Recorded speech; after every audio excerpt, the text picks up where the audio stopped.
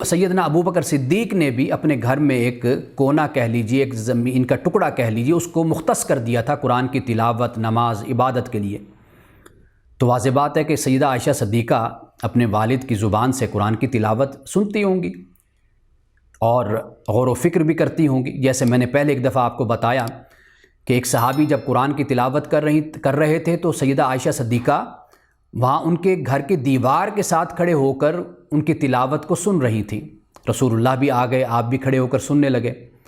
تو آخر میں رسول اللہ نے کیا فرمایا کہ اللہ کا میں جتنا بھی شکر کروں وہ کم ہے کہ اللہ نے میری امت میں ایسی خوبصورت آواز والے لوگ پیدا کیے ہیں اور عطا کیے ہیں۔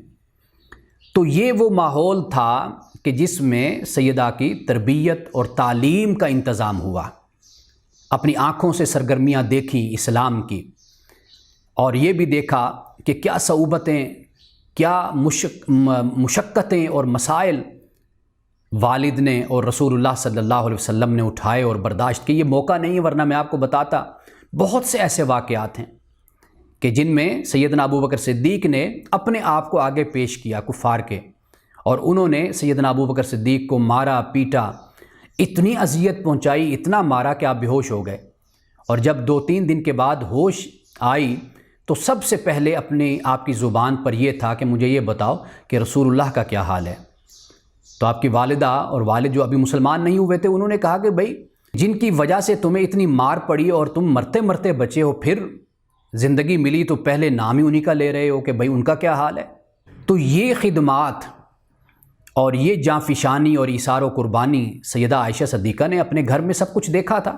قرآن بھی اترا، قرآن کی آیات بھی نازل ہوئی، رسول اللہ صلی اللہ علیہ وسلم کا اسوہ اور سنت بھی بیان ہوتی۔ صحابہ کا یہ بھی طریقہ تھا کہ اپنے گھر میں بیٹھ کر بھی رسول اللہ کا ذکر کرتے تھے اور رسول اللہ کی سنتوں کو، آپ کی عادات کو، خصائل کو، شمائل کو گھر میں بیٹھ کر بھی بیان کرتے تھے۔ اس لیے کہ یہی محبت ہوتی ہے، کہتے ہیں جس سے محبت ہوتی ہے اسی کا ذکر ہوتا ہے زبان پر۔ تو صحابہ گھر میں بیٹھ کر بھی رسول اللہ کا ذکر کرتے۔ تو سیدہ عائشہ صدیقہ کو اس طرح رسول اللہ کی سیرت، قرآن، وحی، حدیث، رسول اللہ کی سنتوں کا علم ہوتا رہا، بچپن سے ہی اس کا علم حاصل ہوا۔ اب یہاں پر دیکھیے حضرت عبداللہ ابن عمر رضی اللہ تعالی عنہما وہ ایک روایت کرتے ہیں۔ اب دیکھیے کس طرح حضرت عائشہ قرآن سے مستنبط کرتی ہیں مسئلے کو۔ حضرت عبداللہ ابن عمر روایت کرتے ہیں کہ میت پر زندہ لوگوں کے رونے سے اس مرنے والے کو عذاب ہوتا ہے، میت کو عذاب ہوتا ہے۔ یہ انہوں نے ایک مسئلہ اخذ کیا۔ کہاں سے اخذ کیا؟ وہ یہ اخذ کیا کہ ایک بار ایک یہودی کا جنازہ گزر رہا تھا تو لوگ اس پر رو رہے تھے، تو رسول اللہ نے فرمایا کہ لوگ اس پر رو رہے ہیں حالانکہ اس کو عذاب ہو رہا ہے۔ اب حضرت عبداللہ ابن عمر نے یہ سمجھا کہ رونے سے میت کو عذاب ہوتا ہے، تو سیدہ عائشہ صدیقہ رضی اللہ تعالی عنہا نے کیا فرمایا؟ آپ نے فرمایا کہ اللہ ابو عبد الرحمن پر رحم فرمائے، یعنی حضرت عبداللہ ابن عمر کی کنیت عبد الرحمن، تو کہا کہ عبد الرحمن پر اللہ تعالیٰ رحم فرمائے کہ انہوں نے سنا اور یاد نہیں رکھا، سن تو لیا لیکن اس کو یاد نہیں رکھا۔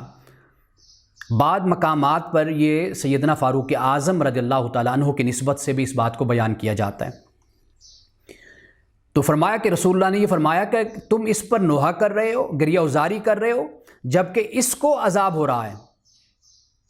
اور حضرت عائشہ صدیقہ نے پھر قرآن مجید کے ایک آیت کی تلاوت کی۔ فرمایا قرآن تو کہتا ہے وَلَا تَزِرُ وَازِرَةٌ وِزْرَ أُخْرَىٰ، کہ کوئی بوجھ اٹھانے والا دوسرے کا بوجھ نہیں اٹھائے گا۔ یہ کیسے ہو سکتا ہے کہ بے شک رونا اور گریبان پھاڑنا، نوحہ کرنا، چیخ و پکار کرنا یہ پسندیدہ عمل نہیں ہے، لیکن یہ تو زندہ لوگوں کا عمل ہے، تو اس کا اثر بھلا میت پر کیوں ہوگا؟ تو قرآن مجید کی آیت پڑھ کر اس سے استدلال کیا۔ فرمایا قرآن تو کہتا ہے وَلَا تَزِرُ وَازِرَةٌ وِزْرَ أُخْرَىٰ، کہ کوئی کسی کا بوجھ نہیں اٹھائے گا، تو یہ کیسے ہو سکتا ہے کہ میت کو اس لیے عذاب دیا جائے کہ زندہ لوگ بیٹھے اس پر رو رہے ہیں۔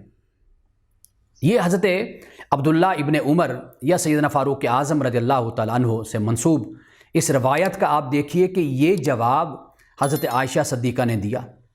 بہت سے صحابہ سے اختلاف بھی کیا، بہت سے مسائل میں اختلاف کیا، قرآن مجید کے فہم میں بھی اختلاف ہوا، مثال کے طور پر کل میں نے آپ کو بتایا تھا کہ الا ما ظاہر منہا، قرآن یہ کہتا ہے کہ زینت کو چھپائیں مگر وہ جو ظاہر ہے۔ اگر اب جو الا ما ظاہر منہا ہے، اس سے حضرت عائشہ صدیقہ کا اپنا نقطہ نظر ہے، وہ فرماتی ہیں کہ اس سے مراد ہاتھ ہیں اور چہرہ ہے۔ حضرت عبداللہ ابن عباس کا نقطہ نظر اور جو وہ بیان کرتے ہیں وہ میں نے آپ کو بتایا تھا کہ وہ کہتے ہیں کہ اس سے مراد یہ ہے کہ مہندی ہے، جیسے سرما ہے، جیسے چہرہ ہے، اور ہاتھ ہیں، پاؤں ہیں، یہ اس میں شامل ہوتے ہیں، یعنی وہ زینت سے باہر ہیں۔ اب صحابہ کا اپنا نقطہ نظر ہے، اور سیدہ عائشہ صدیقہ رضی اللہ تعالی عنہا نے اختلاف کیا ہے۔